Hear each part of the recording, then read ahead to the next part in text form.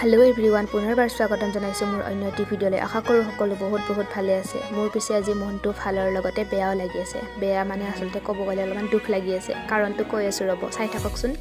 এয়া আমাৰ ৰঙী গাইজনী আৰু পোৱালিটো গাড়ীখনত উঠাই থৈ দিয়া হৈছে এনেকৈ।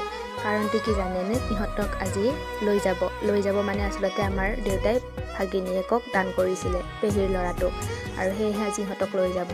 সেয়ে মোৰ মনটো খুবেই বেয়া লাগি আছে, অলপ চলপ ভালো লাগি আছে।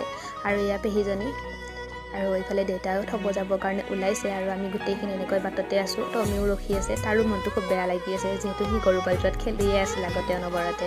আৰু এইফালে গৰুজনীও মোৰ ফালে চাই আছিল, তথাপিও তাইৰো চাগে কিবা এটা গম পাইছে, মনটো বেয়া লাগিছে। মোৰ ভাল লাগিছে কিয় আমাৰ মা আৰু মোৰ দেউতাৰ লগতে কষ্টবোৰ অকণমান কমিব। আৰু বেয়া লাগিছে, ইহঁতক 4-5 মাহ একেলগে চালোঁ, মনটো খুবেই বেয়া লাগি গ'ল। গাড়ীখন চলি যোৱাৰ সময়ত কিবা এটা দুখ লাগি গ'ল বৰ বেয়াকৈ। আৰু এইফালে পাহী, মা সকলো